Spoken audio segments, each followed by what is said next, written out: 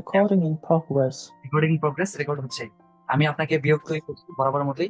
আমি যেহেতু আপনাকে আমি পেয়ে গেছি লাইভে, আমি কিছু জিনিস আমার থেকেও আমার কিছু প্রশ্ন আছে। আমি ওই দিন হয়তো অত কিছু বলতে পারিনি আপনাকে, আমি কিছু জিনিস নিয়ে নিবো আপনার থেকে। এই মুহূর্তে যে জিনিসটা আমি জানতে চাচ্ছি সেটা হচ্ছে ল্যাঙ্গুয়েজটা আমরা যে শিখতেছি আসলে, এটা তো অনেক অনেক ভাবে শিখাইতেছে। এবং হচ্ছে এই ল্যাঙ্গুয়েজটা আবার এমন ভাবে চলে গেছে, পুরোপুরি বিজনেস পারপসে চলে গেছে এটা। আমাদের এখানে আগে এত পরিমাণ ছিল না, আমি যখন শুরু করছিলাম তখন এত পরিমাণ কোচিং সেন্টার ছিল না। আর আমি অনেক খুঁজছি যে কোথায় করা যেতে পারে, এগুলো ছিল না। তো মানুষ সবাই রেকমেন্ড করে যে গোয়েত সেন্ট্রাম যেটা আছে আমাদের দেশ একটাই আছে, গোয়েত ইনস্টিটিউট আর কি, তো এখানে যাই। তো এর পাশাপাশি হচ্ছে মানুষ যে যেভাবে পারে সে সেভাবে শিখতেছে। তো শিখুক, ওইটা কোনো প্রবলেম না। কিন্তু সমস্যা হচ্ছে কিছু মানুষ আসে যে শুধুমাত্র সার্টিফিকেটের উপরে ডিপেন্ড হয়ে আছে, যে সার্টিফিকেটে লাগবে, সার্টিফিকেট ছাড়া কিচ্ছু করা যাবে না। তো এই জিনিসটা অলরেডি আপনি ক্লারিফাই করছেন যে সার্টিফিকেট ছাড়াও অপরচুনিটিস আছে। কেউ যদি তার যদি ল্যাঙ্গুয়েজটা ইমপ্রুভ করতে পারে, তাহলে তার একটা অপরচুনিটিস থাকবে এই সেক্টরে যাওয়ার জন্য। এটা আমরা অলরেডি আপনার থেকে জেনে গেছি। এটা আমি মনে করি যে এটা আমাদের জন্য সবার জন্য একটা গ্রোসে গেলে কিন্তু হাইট হতে যাচ্ছে বা হবে। হ্যাঁ, অনেক বেশি সম্ভাবনা হতে পারে এটা। যে ধরেন যে অনেকে টাকার প্রবলেমও থাকে, যে এক্সাম দেওয়া অনেক কস্ট, ব্যয়বহুল আসলে। ডয়েসের এক্সাম গুলো দেওয়া, প্রত্যেকটা টাইল যদি দুই একবার ফেল চলে আসে, মানে এটা খুব ভালো লাক না হলে প্রথম চান্সে পাস আসে না। আমার ব্যক্তিগত এক্সপিরিয়েন্স থেকে বলতেছি। আবার এই জিনিসগুলো এতটাই ট্রিকি যে অনেক বেশি এক্সপিরিয়েন্স থাকলেও অনেক সময় ফেল চলে আসে। আমার নিজের এক্সপিরিয়েন্স থেকে এটা আমি বলতে পারি। আমি যেহেতু এক্সাম অ্যাটেন্ড করছিলাম, কলকাতা থেকে আমি এক্সাম দিয়ে আসি। তো এই হচ্ছে মোটামুটি অবস্থা। আর সার্টিফিকেটের যে ব্যাপারটা আমি বলতে চাচ্ছিলাম সেটা হচ্ছে, তার মানে ক্লিয়ার হয়ে গেলাম যে সার্টিফিকেট ছাড়াও আমাদের সম্ভাবনা আছে যাওয়ার। যদি মাত্র মানে যদি তার ল্যাঙ্গুয়েজটা ভালো হয়, সে যদি স্পিকিংটা ভালো করে করতে পারে কোম্পানির সাথে, বা যে ইন্টারভিউটা নিবে তার সাথে, কিংবা হচ্ছে ইন্টারভিউর বোর্ডে সে যদি ভালো করে কথা বলতে পারে, তার মানে তাকে নিতে পারে বা তার ভিসাটা হবে, আশা করা যেতে পারে। এটাই। আর তো হ্যাঁ, যেমনকি আপনি বললেন এটা ঠিক, যেমনকি আমি আমার নিজের এক্সপিরিয়েন্স আমি বললাম। আমার কোনো জার্মানের লেভেলের কোনো একটা সার্টিফিকেট ছিল না। আমি কোনো পার্সোনালি অনলাইন বা অফলাইন কোনো কোর্সও ভিজিট করি নাই। আমার যতটুকু সম্ভব আমি নিজে শিখছিলাম অনলাইনে বিভিন্ন ধরনের বিভিন্ন মাধ্যমে। হ্যালো টক হোক বা অন্য কোনো স্পিকিং প্র্যাকটিস, ডুয়েলিঙ্গো এবং ইত্যাদি বিভিন্ন ধরনের অ্যাপ ব্যবহার করে আমি শিখছিলাম। তো স্পিকিং ভালো থাকলে আমি যদি আসতে পারছি, তো অন্যরাও আসতে পারবে, আসতে কারণ পারবে আমি exactly। ভাবি। হুম হুম। আর আমি তো মানে পৃথিবীর মধ্যে একা না, হ্যাঁ হ্যাঁ। যার জন্য এই এই অপরচুনিটিটা ছিল। হুম। ভাই আরেকটা জিনিস আপনি জাস্ট বলবেন যে কোম্পানি আসলে কোন জিনিসটা চায়। আর ধরেন আমি ক্যান্ডিডেট, আমার থেকে কোন জিনিসটা চাইবে, যে তোমার কি সার্টিফিকেট বাধ্যতামূলক, নাকি তুমি জার্মান পারলে তুমি আসতে পারবে? কোনো কোম্পানি আপনি ওয়েবসাইটে যায় দেখবেন, কোনো কোম্পানিতেই এটা মেনশন করা নাই, কোনো ওয়েবসাইটে মেনশন করা নাই যে সার্টিফিকেট বাধ্যতামূলক। আচ্ছা অবশ্যই সার্টিফিকেট থাকলে ভালো কথা, কিন্তু সার্টিফিকেট মানে বাধ্যতামূলক হবে না। আর A2 ওখানে ওয়েবসাইটে মেনশন করা থাকে মিনিমাম A2 জার্মান লেভেল। আচ্ছা। ওখানে মেনশন করা নাই যে আপনার A2 সার্টিফিকেট লাগবে। হ্যাঁ, A2 আমি দেখছি এই A2 জিনিসটা, আমি দেখছি, হ্যাঁ। যেহেতু আপনি যদি নিজে দেখছেন, আপনি ভালোভাবে মানে দেখছেন যে ঘাটাঘাটি। ওখানে জার্মান লেভেল লেখা আছে, কোনো সার্টিফিকেট লেখা নাই। হুম। আর A2 থাকলে আসা যায়, তার মানে A2 মানে A2 তে আপনি ভালোভাবে নিজের পরিচয়টা তো দেওয়া শিখি নাই আমরা। হুম। তো B1 টু, এটা সাধারণ B1 এ যাওয়ার পরে নিজের পরিচয়টা দেওয়াটা আমরা শিখি। তো A2 দিয়ে যদি আসা যায় আজকে, আর যদি কারো যদি অলরেডি B1 মানে লেভেল মনে হয় যে না আমার লেভেলটা B1 আছে, বা আমার B1 কমপ্লিট আছে, বা আমি B1 লেভেলের স্পিকিং করতে পারি, হুম। তাহলে আপনারা ট্রাই করুন বিভিন্ন ধরনের অর্গানাইজেশনে। হাউস বিল্ডিং এর জন্য না করাটা আমি মানে আমি আমার মতো ভাববো যে আপনারা যদি করেন হয়তো সময় নষ্ট হবে আপনাদের, আপনারা হাউস বিল্ডিং পাবেন না। কিন্তু এটা শুধু আমার কথা, আমি কোম্পানির কথাটা তো বলতে পারবো না, হতে না পারে কোম্পানি আসলে আপনাকে তথ্যটা আপনি, দিয়ে নিব। আমি আপনার কথাটা বলতেছি, আপনি যে জিনিসটা বলছেন যে আপনার কথা না, এটা আসলেই এটা আমরাও মোটামুটি দেখছি ঘাটাঘাটি করে, যে আউস বিল্ডিং এর জন্য যদি একটা মানুষ ক্যান্ডিডেট হয় যে অ্যাপ্লাই করবে B1 নিবু দিয়ে, তার জন্য এটা একটা হ্যারাউস ওয়ার্ডেন হতে পারে, মানে চ্যালেঞ্জিং হতে পারে। অনেকে পায় না। B2 সার্টিফিকেট থাকা সত্ত্বেও আমি অনেককে দেখছি টিল নাও অ্যাপ্লাই করে যাচ্ছে, প্রতিনিয়ত প্রতিদিন 100 200 অ্যাপ্লাই করে যাচ্ছে, রেসপন্স পাচ্ছে না কিন্তু। না, হাউস বিল্ডিং এর জন্য তার রিকোয়ারমেন্টটা একটু বেশি দিয়ে দেয়, যে B2। কখনো কখনো দেখা যায় যে বেকারিতে অনেক সময় C1 চায়। একটা মানুষ বেকারিতে কেন C1 করে যাবে? হেয়ার কোয়ালিফাইতে C1 C2 চাই কেন, দরকার আছে? আরে চাচ্ছে, তাদের একটা রিকোয়ারমেন্ট, যাই হোক। তো তারা কেন চায় এটা, তাদের ভালোর জন্য সবাই চাবে, প্রত্যেকটা কোম্পানি চায় যে আমার ভালোর জন্য আমি যাবো। তো এখানে হাউস বিল্ডিং এর জন্য আমারও সাজেশন এটা, যে শুধুমাত্র হাউস বিল্ডিং ফোকাস না করে আদার্স যে অপশন গুলো আছে ইজিলি যেটাতে যাওয়া যায়, ওইখানে ফোকাস করা উচিত। যে শুধুমাত্র আপনার হাউস বিল্ডিং কেন, অপশন গুলো তো আরো আছে। আপনি এফএসসি করতে পারেন, পিএফডি করতে পারেন, আপনি আউপিআর করতে পারেন। একটা মানুষ হাউস বিল্ডিং যদি ফোকাস করে, তার মোটামুটি মিনিমাম B2 লেভেলে জার্মান লাগে। B2 লেভেল জার্মান ছাড়া হাউস বিল্ডিং ভিসাটা পাওয়াটা এতটাও ইজি না। আর সেই মানুষটা যদি একটু কম এফোর্ট দেয়, চাইলেই সে বিএফডি তে যেতে পারে। সে সেখান থেকে গিয়ে বেটার ক্যারিয়ার করতে পারবে, একটা বছর যদি থাকে, থাকার পর ভালো একটা হাউস বিল্ডিং করতে পারবে, যেটা কিনা সে বাংলাদেশে বসে ওই হাউস বিল্ডিংটা করতে পারবে না। আর তার থেকে বেটারটা হচ্ছে সে ওইখানে গিয়ে করতে পারবে, যেমনটা এখন আপনি করতে চাচ্ছেন আর কি। এটা এখন সম্ভব। আর বাংলাদেশ থেকে মানুষ এটা আসলে সম্ভব না, এটা আমরা সবাই জানি মোটামুটি।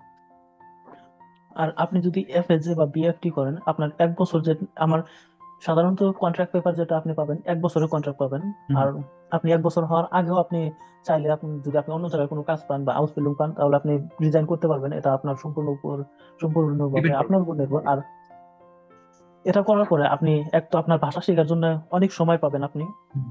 কারণ মানে এই ধরনের সার্ভিস করলে, এফএসজে বা বিএফটি এই ধরনের সার্ভিস গুলো করলে মানে সাপ্তাহিক, মানে আপনার ফুল টাইম এটা কন্ট্রাক্ট হয় 40 ঘন্টা। হুম। কিন্তু 40 ঘন্টা আপনি যদি কোনো সপ্তাহে ধরেন আপনার কাজ হয়েছে 30 ঘন্টা, হুম। আর 10 ঘন্টা মাইনাস, তো মানে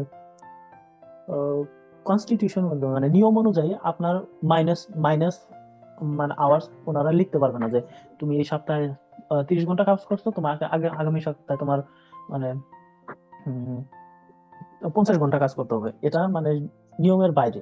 এটা যদি কোনো কোম্পানি বলে, তো ওই কোম্পানির বিষয়ে আপনি কমপ্লেন করতে পারেন যে আমি বিএফটি বা এফএসজি হিসাবে কাজ করি, আমার অনেক অমুক সপ্তাহে আমার কাজ একটু কম ছিল, আর এই সপ্তাহে আমার কাজকে একটু বেশি করতে বলতেছে। হুম। তো এটা এটা হলো কাজের কাজের ঘন্টা এবং কাজের বিষয়। তারপর একটা হচ্ছে যে আপনি এই এই জিনিসটা করার পর, মানে এফএসজি বিএফটি এই দুইটার যে কোনো একটা করা অবস্থায় আপনি একটা ল্যাঙ্গুয়েজ কোর্স ভিজিট করবেন এখানে। হুম। ওটার জন্য আপনাকে হয়তো কোম্পানি থেকে ফ্রি দিবে। আর যদি লাগবে। ফ্রি না দেয়, তাহলে ধরেন আপনার সকালবেলা কোর্স থাকলে আপনি বিকালবেলা কাজ আরম্ভ করবেন, আর যদি বিকালবেলা কোর্স থাকে আপনি সকালবেলা কাজ আরম্ভ করবেন। ও মানে মানে আপনার শেখার জন্য, স্কুল ভিজিট করার জন্য আপনাকে যথেষ্ট সময় দেওয়া হবে এখানে। এটা তো আমার কাছে, আমি কেবলই শুনলাম, এটা আমি আগে জানতাম না। এটা তো গ্রেট অপরচুনিটি আমার কাছে মনে হইতেছে, যে একটা মানুষ আপনাকে সে থাকা খাওয়া দিচ্ছে, পকেট মানি দিতেছে, টিউশন গেল দিতেছে, আপনাকে কাজ বাজ শিখাচ্ছে, এবং আপনাকে তারা শুরুতে পাঠাইতেছে ল্যাঙ্গুয়েজ ভিজিট করার জন্য, ল্যাঙ্গুয়েজ শেখার জন্য। কি লাগে আর? আমার মনে হয় যে এর থেকে মানে বেশি অপরচুনিটি মনে হয় ইয়েতে হাউস বিল্ডিং নাই।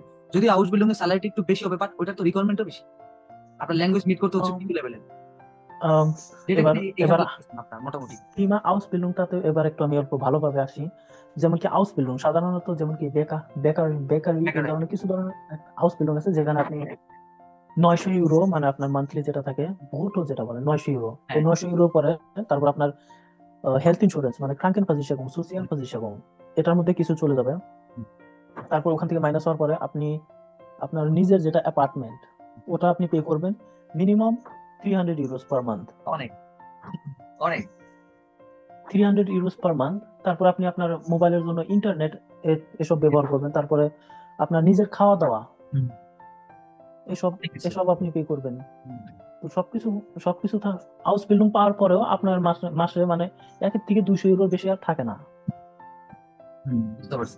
মানে আপনার পার্সোনাল খরচ এত বেশি হুম। হাউস বিল্ডিং করা অবস্থায়, আর আপনার এক্সপিরিয়েন্স না যদি না থাকে জার্মানিতে, তারপরে তারপরে তো আপনার খরচ আরো বেশি হবে। আরো বেশি বেশি। আর এফএসজি বা বিএফটি হিসাবে কাজ করার পরে আপনার এখানে আপনি একটা নির্দিষ্ট একটা টাকা পাইতেছেন। আর আপনার যদি কোনো ল্যাঙ্গুয়েজ লেভেল কমপ্লিট না থাকে, তাহলে আপনি ল্যাঙ্গুয়েজ কোর্স ভিজিট করলে তার জন্য আপনি সময় পাবেন। আর এর এর এর উপরে মানে এটা করা অবস্থায় আপনি প্রত্যেক 2 মাস, 2 বা 3 মাসের ভিতর আপনি সেমিনার ভিজিট করবেন। সেমিনারের মধ্যে কত সময় হয়, আপনি প্রত্যেকটা সেমিনারে অন্য নতুন একটা সিটি, শহরে গেতেছেন, আপনি নতুন একটা শহর এক্সপ্লোর দেখতেছেন, করতেছি আমরা। অনেক এক্সপ্লোর কিছু দেখতেছি। করতেছেন। আর আর ওই শহরে যে আপনি ট্রাভেল করবেন, মানে ট্রেন দিয়ে হোক, বাস দিয়ে হোক, বা যেভাবে যাবেন, খরচা একটা আছে, মানে টিকিটের খরচা যেটা যাওয়া এবং আসা। আপনি প্রথমে তো আপনি নিজে মানে টিকিটটা কিনবেন, আর কেনার পরে এখানে ঘুরে সেমিনার শেষ হওয়ার পরে টিকিটটা জমা দেবেন, আপনি টাকা ঘুরে পেয়ে যাবেন। মানে যাওয়া আসা ওটা খরচা ফ্রি। আচ্ছা, বুঝতে পারছি। এটা তো সেমিনার তাহলে সেমিনারের মধ্যে যাবেন আসবেন আর খাওয়া খাওয়া এবং থাকা ওটা তো সম্পূর্ণভাবে ফ্রি আছে। হয়। হুম, বুঝতে তো পারছি। সেমিনারের মধ্যে যাওয়াটাও ফ্রি হয়। তারপরে সময়টাও তো বললাম। আর কিছু, হ্যাঁ, এখানে থাকার পরে আপনি ভালোভাবে হাউস বিল্ডিং এর বিষয়ে তদন্ত নিতে পারবেন, বা ভালোভাবে আপনার ইন্টারেস্ট কোন দিকে আছে, কি ধরনের হাউস বিল্ডিং আপনি করতে চান, ওটার বিষয়ে আপনি ভালোভাবে ভাবতে পারবেন। আপনার কাছে মানে খুবই একটা ভালো একটা অপরচুনিটি, যদি খালি আপনার আপনার লক্ষ্য যদি হয় যে জার্মানি যাব যেভাবে হোক। শুধু জার্মানিতে? হুম, তো তাহলে এটা আপনি। এগুলো বিষয়ে মানে খুবই একটা হেল্পফুল। আর এটা আপনার মানে লক্ষ্য না যে আমি এটা আমার সারা জীবন করবো। এটা আপনার একটা পার্ট টাইম, একটা মানে টাইম ইনভেস্টমেন্ট, যে আমি টাইমটা আপনি যে যেতে সময়টা। পারতেছি না, একটা ওয়েতে আমি জাস্ট এন্ট্রি দিলাম জার্মানিতে, এরপর হ্যাঁ, আমি নিজেকে চেঞ্জ করে ফেললাম ওইখানে গিয়ে। জাস্ট একটা হ্যাঁ। মাধ্যম, এটা একটা ওয়ে জাস্ট যাওয়ার, এটাই। হুম। আর এখানে আপনার একদম যারা কয় জিরো খরচ। জি, আপনি যদি ভিসা ভিসা ভিসা যদি অ্যাপ্লাই করেন, আপনার 1 টাকাও মানে ভিসা ফিস পে আদায় করতে হবে না।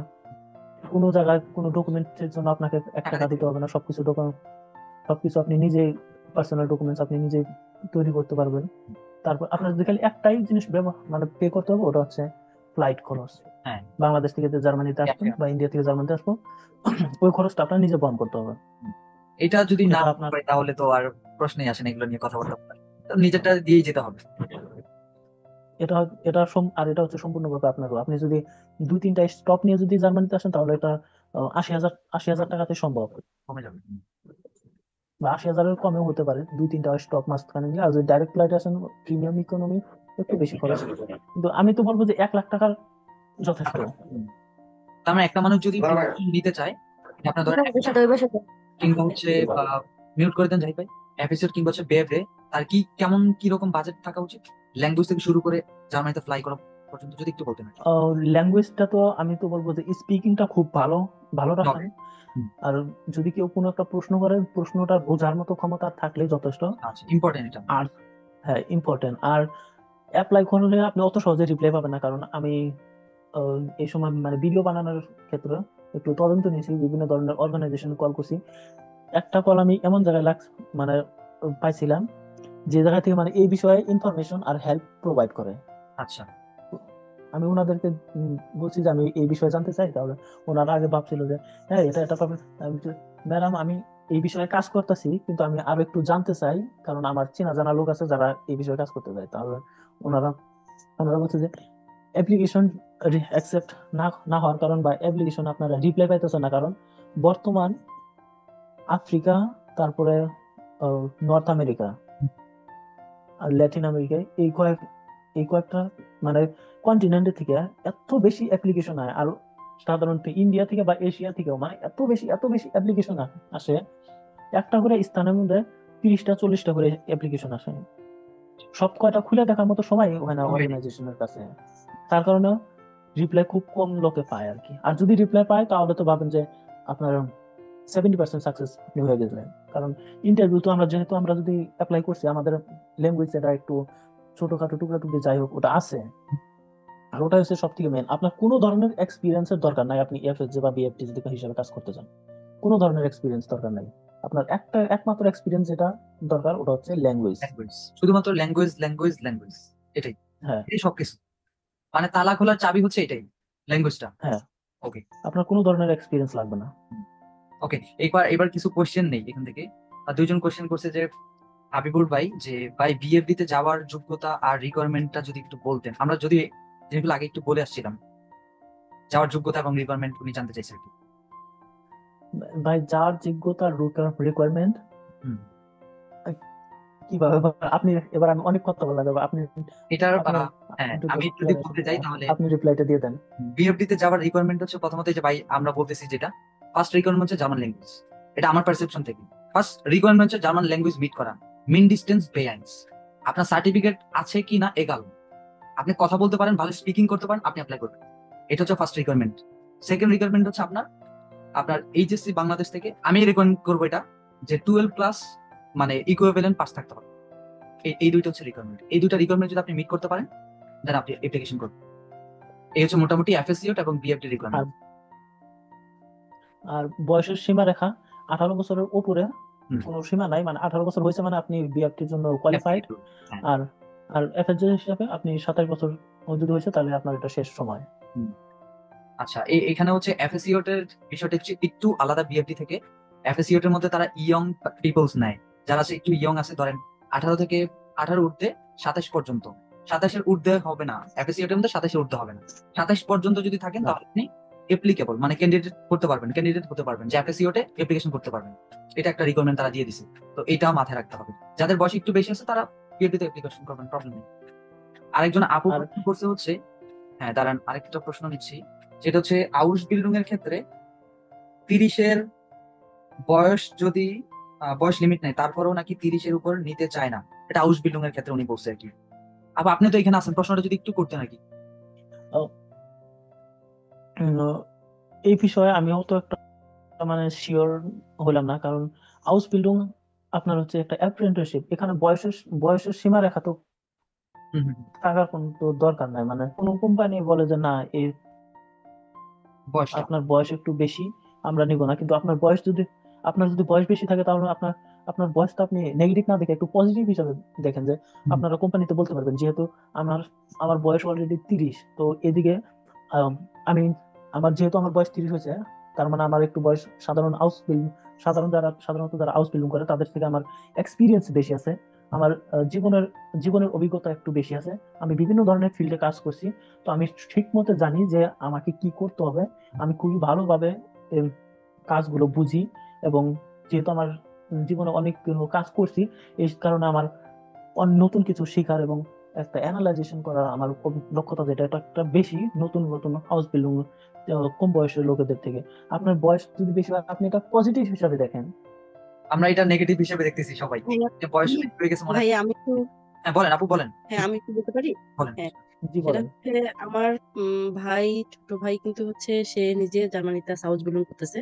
হ্যাঁ, তো ও যেটা আমাকে বলছে যে আপু 30-র নিচে হলে, মানে যদিও এজ লিমিট নাই কিন্তু 30-র নিচে হলে বেটার, মানে তাদের চাহিদাটা বেশি থাকে ইয়াংদের জন্য। হ্যাঁ, আর যাদের হচ্ছে একটু বেশি থাকে 30-র উপরে, তারা যদি ফ্রেশার হয়, মানে তাদের যদি কোনো জব এক্সপিরিয়েন্স না থাকে, তাহলে একটু প্রবলেম হয়। এটাই। হ্যাঁ, উনি যে বলছেন এটা, মানে এটা শুধু জার্মানিতে না, এটা সবকিছু আমাদের দেশে বা বাংলাদেশে একই নিয়ম। একই যদি জিনিস কম সেম। বয়সী লোকেদেরকে সবাই নিতে চান, একটু বয়স হলে সব কোম্পানি চায় যে না, ওর বয়স একটু বেশি হয়েছে, আমরা নিব না। কিন্তু এখানে আর একটা গোপন কথা, যেটা সাধারণত কোনো ইউটিউবার হয়তো জানে না, কিন্তু আমি জানি। আপনার যদি বয়স 26 বছরের উপরে হয়, আপনি যদি একটা হাউস বিল্ডিং শুরু করেন, এখানে কয়েকটা প্রসেস এবং অফিস আদালতের ঘুরতে হবে। ঘোরার পরে আপনার হাউস বিল্ডিং এর যেটা মানে স্যালারি, যে কোম্পানিতে আপনি কাজ করবেন, up to 70% would be paid through the আগেন্টুর অফ আরবাইট। তার মানে হচ্ছে মাত্র 25% স্যালারি আপনার মাসে যেটা টাকা পাবেন, 25% মাত্র ওই কোম্পানি পে করবে। আর 75% আপনি মানে গভর্নমেন্টের থেকে পে করবে আপনার হাউস বিল্ডিং স্যালারির জন্য। তার কারণে কোম্পানিটা জানে যে হ্যাঁ, এই অপশনটা আছে, তাহলে তো ওই কোম্পানিটা একটু বয়স বেশি যাদের আছে, তাদেরকে নেওয়ার জন্য আরো আগ্রহীতে বেশি আগ্রহী। থাকতে হবে। হ্যাঁ, বুঝতে পারছি। ওকে, কিন্তু এই বুঝতে পারছি। ইনফরমেশনটা আমার মনে হয় না যে কোনো অনেকে ইউটিউবার বা জানে না। কেউ জানে। আমি নিজেও কারণ হয়তো বা আপনার মাধ্যম থেকে এখন আমি জানতে পারলাম, এটা আমি আগে জানতাম না। ওইভাবে এগুলো কেউ বলতে চায় না, যদি অনেকে হয়তো বা জানে, বাট কেউ বলতে চায় না। এটা আছে, কিছু বিষয় এখানে আছে, তারা এগুলো শেয়ার করতে চায় না। আচ্ছা। না করার কারণটা কি আমি ওটাও বুঝতে পারতেছি না, কেন শেয়ার করবো না? শেয়ার করেন এটা অনেকে। তো কোনো কারো ব্যক্তিগত তো জিনিস না এটা। আচ্ছা, আমরাও এখন ওইদিকে না, যে আমি আরেকটা প্রশ্ন নেই। ভাইয়া, নার্সিং এ হাউস বিল্ডিং করতে হলে B1 দিয়ে অ্যাপ্লাই করলে হাউস বিল্ডিং পাওয়ার সম্ভাবনা কতটুকু? নার্সিং মানে আপনি যেটা বলছেন জার্মান ভাষাতে ক্রাঙ্কেন ফ্লেগা বা ক্রাঙ্কেন ফ্লেগা, তো এটাই। জার্মান ভাষা B1 হচ্ছে এটা মিনিমাম যেটা লেভেল ফ্লেগার জন্য, ওটা আপনার আছে। কিন্তু সম্ভাবনা কতটুকু এটা আপনাকে কেউ বলতে পারবে না। এটা মানে যে কোনো লোক থাকুক, বা জার্মানের একটা লোকাল বাসিন্দা বা আমি বা কোনো কেউ বাংলাদেশ থেকে, কম সম্ভাবনা কতটুকু, 50%, 40%, আর এটা আপনাকে কেউ বলতে পারবে না। কারণ এটা আপনার সম্পূর্ণ উপরে নির্ভর, আপনি কোন জায়গায় অ্যাপ্লাই করছেন, ওখানে কতটুকু অ্যাপ্লিকেশন পড়ে আছে, ওটা না তো আমি জানি, না অন্য কেউ জানে। কেউ জানে না এটা। ওটা শুধু ওই কোম্পানির উপরে বা ওই অর্গানাইজেশনটা জানে, যেখানে আপনি আবেদন করছেন। ওরা ছাড়া এই প্রশ্নের উত্তর কেউ দিতে পারবে না, অসম্ভব। আচ্ছা, আমি যদি কিন্তু এটা একটু ফ্লেগা হিসাবে হাউস বিল্ডিং পাওয়াটা, আমি যদি এটা একটু বলতে চাই, তাহলে এটা শুধুমাত্র ডিপেন্ড করবে আপনার তকদির। আপনার B1 দিয়ে হবে কিনা, এটা হচ্ছে কোশ্চেনটা ছিল। হ্যাঁ, B1 দিয়ে হয়। এই যে বাংলাদেশ থেকে অনেকে গেছে না, সবাই বেঞ্চ সার্টিফিকেট দিয়ে গেছে, বেঞ্চ পাস করে গেছে। তবে ভাগ্য যদি অনেক ভালো হয়, আপনি খুব কম অ্যাপ্লিকেশন করে আপনি পেয়ে যেতে পারেন। আর যদি মনে করেন যে না, আমার ভাগ্য হচ্ছে না, আমার ভাগ্যটা খারাপ, তখন হয়তো বা আপনাকে অনেক বেশি অ্যাপ্লিকেশন করতে হতে পারে এবং ল্যাঙ্গুয়েজটা বেশি লাগতে পারে। তো আগে যারা গেছে, B1 দিয়ে চলে গেছে, বর্তমানে এখন যেহেতু অনেক মানুষ এটাতে ঝুঁকছে বা এখানে করতে চায়, এটা এটা জিনিস সিম্পল। কোনো কিছু যদি আমরা করতে যাই, সেখানে যদি অনেক মানুষ দল বল করে যদি চলে আসে, সেখান থেকে আমরা একটা সিলেকশনের ব্যাপার করে দিই, যে ভোটাভুটি এরকম একটা ব্যাপার চলে আসে, নির্বাচনের মাধ্যমে চলে আসবে, ক্যান্ডিডেট সিলেক্ট করে। তো সেম জিনিসটা প্রত্যেকটা সেক্টরে তারা করে, যে এইবার ধরেন 10 জন মানুষ অ্যাপ্লিকেশন করলো, ক্যান্ডিডেট আছে, তো এখান থেকে ভালো প্রোফাইল কাদের, তাদেরকে সিলেক্ট করেন। এটা প্রত্যেকটা কোম্পানি চায় এভাবে নেওয়ার জন্য, নিয়োগ করার জন্য। তো এই জিনিসগুলো হচ্ছে তারা এভাবেই দেখে। এবার আপনার যদি B1 দিয়ে যদি আপনি পেয়ে যান, এটা আপনার ভাগ্য ভালো। আর যদি না পান, তাহলে আপনাকে অবশ্যই ল্যাঙ্গুয়েজ আরো বেশি করতে হবে, B2 করতে হতে পারে। তবে নার্সিং এর জন্য রিকোয়ারমেন্ট হবে B2। আর তারা B2 সার্টিফিকেটও অনেক চায়। আমি অনেকের সাথে কথা বলছি, B2 সার্টিফিকেট চায় নার্সিং এর জন্য। বিশেষ করে নার্সিং এর জন্য B2 সার্টিফিকেটটা তারা চায়। বেআইনস এনাফ না, B1টা এনাফ না নার্সিং এর জন্য। এটা আমার রিকোয়ারমেন্ট, এটা আমার পারসেপশন থেকে আর কি আমি বলতে পারি। আহ, কিছু কিছু কিছু কিছু মানে কিছু কিছু ক্ষেত্রে B1 যথেষ্ট, কিন্তু B1 যেটা আপনি বলেন B1 মানে ধরেন 80% অর্গানাইজেশন আপনার B2 চায়, আপনি যদি নার্সিং হিসাবে এইদিকে যদি করতে চান। কিন্তু B1 দিয়ে সম্ভব, কিন্তু B2 দিয়ে ইজি আর কি। B1 দিয়ে যদি B1 500টা অ্যাপ্লিকেশন করা লাগে, আপনি B2 দিয়ে হয়তো বা সেখানে 100 অ্যাপ্লিকেশন করে একটা পেয়ে যেতে পারেন। এটা একটা সম্ভাবনা আছে। এটা হ্যাঁ। এভাবে যাওয়া যেতে পারে। তবে নার্সিং এর ক্ষেত্রে ল্যাঙ্গুয়েজ বেশি লাগবে, এটা মাস্ট। এটা মাথায় রাখবেন, নার্সিং সেক্টরে যাওয়ার জন্য আপনার ল্যাঙ্গুয়েজটা বেশি লাগবে অন্যান্যদের তুলনায়, অন্য সেক্টরদের তুলনায়। নার্সিং এর জন্য ল্যাঙ্গুয়েজটা বেশি লাগবে। শুধুমাত্র সার্টিফিকেট না, আবারও বলতেছি, শুধুমাত্র সার্টিফিকেটে ফোকাস করা ঠিক না। আপনার ল্যাঙ্গুয়েজটা ভালো করে শিখেন, এটা হচ্ছে ইম্পর্টেন্ট বিষয়। জার্মানির ক্ষেত্রে ল্যাঙ্গুয়েজ সব থেকে বেশি ইম্পর্টেন্ট। সার্টিফিকেটও ইম্পর্টেন্ট, বাট সব থেকে বেশি ইম্পর্টেন্ট ল্যাঙ্গুয়েজ পারা। আমি পারি, জিনিস বুঝি, সার্ভাইভ করতে পারবো, এই জিনিসটা নিজের মধ্যে আয়ত্ত করা, এটা হচ্ছে সব থেকে বেশি ইম্পর্টেন্ট। আর ল্যাঙ্গুয়েজ আর একটা কারণে ইম্পর্টেন্ট, কারণ আপনি হয়তো আপনার সার্টিফিকেট আছে, ভালো কথা, congratulation, you got a certificate. কিন্তু আপনার যখন আপনি একটা হাউস বিল্ডিং আরম্ভ করবেন, আপনার 3 দিন হবে প্র্যাকটিক্যাল আর 2 দিন থিওরি, মানে সারা দিন আপনার থিওরি ক্লাস হবে। 2 বছর 2 বছর মানে প্রথম বছর হয়তো একটু কম প্রথম বছর একটু বেশি থিওরি হবে, দ্বিতীয় বছর একটু মানে কম হবে। বেশি প্র্যাকটিক্যাল, কম কম থিওরি। কিন্তু থিওরি আপনাকে করতেই হবে। আর বছরের শেষে মানে হাউস বিল্ডিং শেষে আপনার পরীক্ষা দিতে হবে। পরীক্ষা যদি পাশ করেন তাহলে হ্যাঁ আপনার কংগ্রাচুলেশন, আপনি এখন একজন মানে ফাকক্রাফট, এখন আপনি প্রফেশনাল যোগ্য একটা কাজ, প্রফেশনাল, এখন আপনি চাকরি করতে পারবেন। আর যদি 2 বছর পরে যদি আপনি পরীক্ষা পাশ না করতে পারেন, তো আপনার সার্টিফিকেট কি আর দাম রইলো, কি ভ্যালু রইলো? আপনি B2 পাস করছেন, ভালো কথা, কিন্তু আপনি যদি B2 পাস না করে যদি পরীক্ষায় যদি যায় ফেল করেন, কিন্তু লাভ নেই। B2 পরীক্ষায় পাশ করা আর হাউস বিল্ডিং পরীক্ষায় পাশ করা এক না, রাত দিন তফাৎ, রাত দিন তফাৎ। এটা সেম জিনিসটা। এই জিনিসটাই আমাদের মধ্যে অনেক ভুল আছে, যে মনে হয় যে সার্টিফিকেটই থাকতে হবে, সার্টিফিকেট মনে হয় সবকিছু, সার্টিফিকেট হলে মনে হয় সবকিছু করা যায়। আসলে তো না, বাস্তবতা কিন্তু অন্যরকম। যে আপনার ল্যাঙ্গুয়েজটা দিন শেষে লাগবে। এই যে আমি কথা বলতেছি, উনি বাংলা বুঝে বিদায় আমি ওনাকে রিপ্লাই করতে পারতেছি। আমি যদি না বুঝতাম, ওনার সাথে আমি কথা কন্টিনিউ করতে পারতাম না এতক্ষণ পর্যন্ত। এটাও বোঝা উচিত, যে শুধুমাত্র এখানে আমার সার্টিফিকেট আছে, বাট আমি তো কথা বলতে পারতেছি না ওরকম ভালো। আমি এরকম অনেককে দেখছি, সার্টিফিকেট আছে, ভালো ওরকম কথা বলতে পারতেছে না। এই জন্যই তারা এখন পর্যন্ত আছে, যে হচ্ছে না, অ্যাপ্লিকেশন করতেছে, অনেক অ্যাপ্লিকেশন করতেছে, ভালো ফিডব্যাক পাচ্ছে না, এই একটা কারণ। আর আমি এখানে এই ধরনের লোক দেখছি, মানে ওনারা B2 কমপ্লিট করছে, B2 কমপ্লিট করার পরে হাউস বিল্ডিং এখানে মানে জার্মানিতে করতেছে। এর কথা হচ্ছে যে আমি জিজ্ঞাসা করছি কতদিন ধরে তো হাউস বিল্ডিং শুরু করছিস, বা কত কোন বছর কবে তোর শেষ হবে হাউস বিল্ডিং? যদি পরীক্ষায় পাশ করি তাহলে এই বছর শেষ হবে। আমি বলি হ্যাঁ, কি কি বলেছে এইসব? পরীক্ষায় যদি পাশ করি তোর তো B2 কমপ্লিট, B2 কমপ্লিট, কিন্তু আমার স্পিকিং ভালো না। ভালো না, ওকে, ভালো কথা, ভালো কথা। এটাই হাউস কথা। বিল্ডিং পাইছে, হাউস বিল্ডিং পাইছে 1 বছর 2 বছর স্টাডি মানে কাজ করতেছে, তথাপিও পরীক্ষার মধ্যে মানে নিজের উপর এতটুকু কনফিডেন্স নাই যে আমি পরীক্ষা পাশ করতে পারবো, কারণ স্পিকিং ভালো না, আন্ডারস্ট্যান্ডিং ভালো না। এটাই ইম্পর্টেন্ট, সব থেকে বেশি ইম্পর্টেন্ট। কারণ কোম্পানি দুইটাই দেখে, সার্টিফিকেট একেবারে যে লাগবে না বিষয়টা এরকম না। সার্টিফিকেট থাকলে ভালো, পজিটিভ, বাট দিন শেষে আপনার ল্যাঙ্গুয়েজটাই জানতে হবে, কারণ তার সাথে কমিউনিকেশন করতে হবে, ইন্টারেক্ট করতে হবে। কোম্পানি আরো যারা কলিগ আছে তাদের সাথে কোলাবোরেশন করতে হবে, কথাবার্তা বলতে হবে, বুঝতে হবে আপনাকে কি বলতেছে, আপনার টাস্ক গুলো কি, এগুলো বুঝে নিতে হবে, আপনার আউটকাম গুলো সাবমিট করতে হবে, থিওরি পড়তে হবে, ওভারঅল সবকিছু ওইখানে সার্ভাইভ করতে হবে, মানুষের সাথে, অন্যান্য মানুষের সাথে কথাবার্তা বলতে হবে। তো দিন শেষে শুধুমাত্র ল্যাঙ্গুয়েজটাই লাগবে, স্পিকিংটাই বেশি ইম্পর্টেন্ট। আপনার আপনার সার্টিফিকেট লাগবে একবার, হুম, একবার সার্টিফিকেট লাগবে। তারপরে আপনার শুধুমাত্র স্কিল হুম, হুম, সার্টিফিকেট আপনার ওই সময় দরকার যে সময় আপনি অ্যাপ্লিকেশন সাবমিট করবেন, হুম। যে হ্যাঁ আমার B2 আছে, ওই সময় আপনার সার্টিফিকেটটা মানে শেষ।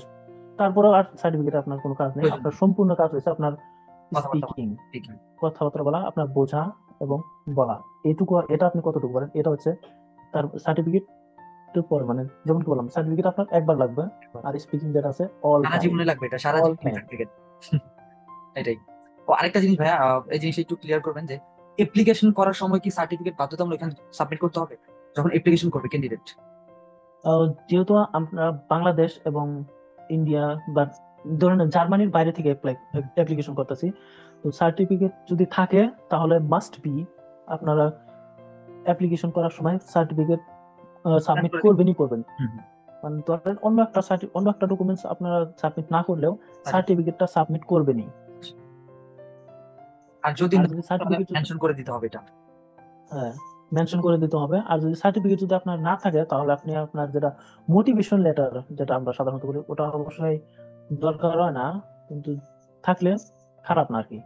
তো মোটিভেশন লেটারের মধ্যে আপনি আপনার যেটা ডিজায়ার, আপনার যেটা চাহিদা, আপনার যেটা দক্ষতা, আপনি কি জন্য এই কাজটা করতে চান, এটা খুবই ভালোভাবে স্ট্রংলি এক্সপ্লেন করবেন। আর ওখানে আপনি মেনশন করবেন যে আমার কোন লেভেলের ল্যাঙ্গুয়েজ স্কিল আছে।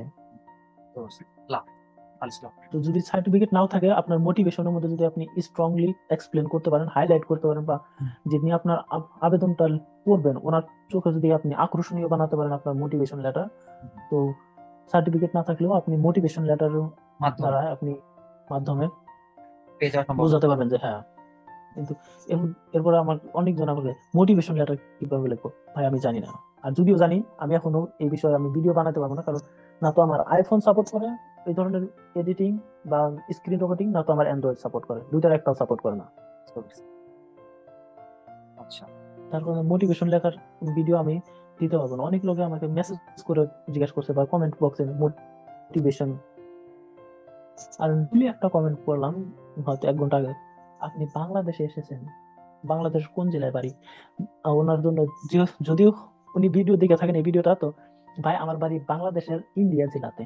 ইন্ডিয়া জেলাতে? বাংলাদেশের ইন্ডিয়া জেলাতে, ঠিক আছে অ্যান্সার। হ্যাঁ। ওকে, আর বেশিক্ষণ থাকবো না, মোটামুটি 2টা লিঙ্কের টাইম আমরা পুনরাবৃত্তি করলাম। এবার আমি জানতে চাইবো অডিয়েন্সদের যদি কোনো প্রশ্ন থাকে আপনারা করতে পারেন। আমরা তাহলে থাকবো না, যেহেতু রমজান মাস চলতেছে, আমরা একটু তাড়াতাড়ি ঘুমাই যাই সবাই, তো শেষ করে দিব আর কি। আর তেমন কিছু জানা নেই, মোটামুটি অনেক এক্সপিরিয়েন্স হয়ে গেছে আপনার সাথে থেকে, কথাবার্তা বলে অনেক কিছু আমি জানতে পারছি, অনেক ইম্পর্টেন্ট জিনিসগুলো আজকে আমি বেসিক্যালি জানতে পারছি আপনার মাধ্যমে। অনেক ধন্যবাদ আপনাকে এই জন্য। আর সাধারণত এই ধরনের প্রশ্ন আমি মানে পাই থাকি, কিন্তু আপনি যেগুলো প্রশ্ন করছেন মানে এগুলো মানে বেসিস, যে যদি কেউ আমাকে প্রশ্ন জিজ্ঞেস করে, আমি আশা করি যে এই ধরনের প্রশ্ন জিজ্ঞেস করুক। এই ধরনের প্রশ্ন জিজ্ঞেস করে, ভাই আপনি বাড়িতে কত টাকা পাঠাইছেন? এগুলো তো বুর্বক, আমি বাড়িতে চাই 10 টাকা পাঠাই, 10 টাকা পাঠাই, 1000 টাকা পাঠাই, তুই যে নাকি করবি ভাই? এটা তো কোনো প্রশ্নের মধ্যে আসতে পারে না। এটা প্রশ্ন। আর কয় বাড়িতে কি টাকা পাঠাইতে পারবো? হ্যাঁ, বাড়িতে টাকা পাঠাতে পারবো না কি না পারবো এটা আমি বলবো, ওটা তোর ভেজাল। এটা তো আমার নিজের উপর ডিপেন্ড করে, আমি কেমন খরচ করতেছি তার উপর ডিপেন্ড করবে। এই ধরনের প্রশ্ন আমাকে করেন তো ভালো, ধন্যবাদ প্রশ্ন করার জন্য, উত্তর দিলাম না। বুঝতে পারছি। আচ্ছা আচ্ছা, আপনাদের কোনো প্রশ্ন যদি থাকে আপনারা করতে পারেন। বাইরে আমি অনেক বিরক্ত করছি, আমি ওনাকে কাজের মাধ্যমে আমি একটা সময় বের করে ওনাকে নিয়ে আসি। আমি আসলে ওনাকে ধন্যবাদ দিয়ে আমি শেষ করতে পারতেছি না। আপনার কিছু যদি পারেন বলেন, নাহলে আমরা শেষ করে দেবো, মিটিং শেষ করে দেবো।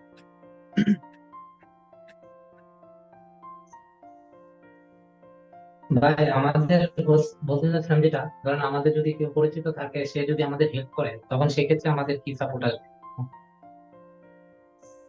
আপনার যদি কেউ পরিচিত আছে জার্মানিতে, ওনাকে বলেন যে কোনো একটা অর্গানাইজেশনকে কন্ট্যাক্ট করতে, আর ওই অর্গানাইজেশনকে বলতে যে আমার একজন ভাই বন্ধু ইত্যাদি আছে অমুক দেশের, ওর জার্মান ল্যাঙ্গুয়েজ লেভেল ও এখানে আসতে চায় একজন বিএফটি বা এফএসজি করার জন্য। এটা একটা খুবই ভালো কথা। আর অর্গানাইজেশন ওই ধরনের লোককে আরো বেশি হায়ার করে। আচ্ছা ওনার আমার বর্তমান আমি যে সেমিনারে ছিলাম, ওই সেমিনারে একজনকে আমি দেখছি, সেমিনারে আছে, উনি আমাদের সাথে আছে, কিন্তু একটা কথাও মুখ দিয়ে বলে না, নিজের নামটাও বলে না। আর সারাক্ষণ সেমিনারে তো আমরা জার্মান ভাষাতে ডিসকাশন করি, আর যদি সেমিনার লাইটুং করে, ওনারাও জার্মান, জার্মান ভাষা ছাড়া ওখানে অন্য কোনো ভাষা ব্যবহার হয় না। আর উনি কিচ্ছুই বোঝে না, ওই ব্যক্তি মাদাগাস্কারের বাসিন্দা। আমি বলছি তা কিভাবে পাইলে? কন্টাক্ট। বুঝতে পারছি, মানে ওই যে কন্ট্রাক্টে নিয়ে আসছে যে কন্টাক্টে নিয়ে আসছে। ঠিক আছে। যদি আপনাদের কন্টাক্ট আছে তাহলে এটা আরো বেশি সুবিধা। আপনার সার্টিফিকেট একদম, যেহেতু আমার মানে নিজে দেখা সার্টিফিকেট এবং ভাষা দুইটার মনে হয় যে হয়তো একটাও নাই, ভাষা তো নাই, সার্টিফিকেটের কথা বলতে পারলাম না। তাও বিএফটি হিসাবে কাজ করতেছে গত 3 মাস ধরে। তো যদি কন্ট্যাক্ট আপনার যদি কেউ এখানে পরিচিত থাকে, তো ওনাদেরকে বলেন একটা প্লেস খুঁজে দেওয়ার জন্য। আর এই ভিডিওর মাধ্যমে আমি আরো জানাতে চাই, যেহেতু এই ধরনের প্রশ্ন আমি আগেই পাইছি, যে আপনি কি একটা এফএসএ বা বিএফটি ম্যানেজ করে দিতে পারবেন। ও একটু মানে অভদ্র কথা মুখ দিয়ে আছে, কিন্তু বললাম না, বাকি বুঝে নিয়েন। না ভাই, আমি পারবো না, আমি কোনো দালাল না।